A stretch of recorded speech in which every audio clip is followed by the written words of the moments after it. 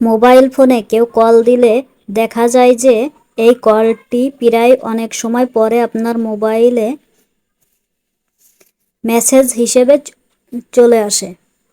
এমন প্রবলেম যদি আপনি ফেস করে থাকেন, তো যিনি আপনাকে ফোন দিছেন ওনার মোবাইলে দেখবেন যে লেখা উঠছে কল ফরওয়ার্ডিং অথবা কল বিজি, এমন লেখা আসছে। সো এখন যদি প্রবলেম হয়ে থাকে তাহলে আপনি এটা সলিউশন কিভাবে করবেন আমি আপনাদের দেখিয়ে দিচ্ছি।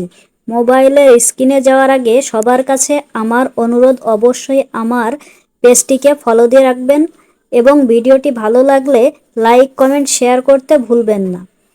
এখন আমরা মোবাইলের স্ক্রিনে চলে যাই। এরপর সেটিংয়ে গিয়ে কল ফরওয়ার্ডিং সেটিংটি খুঁজে বের করি।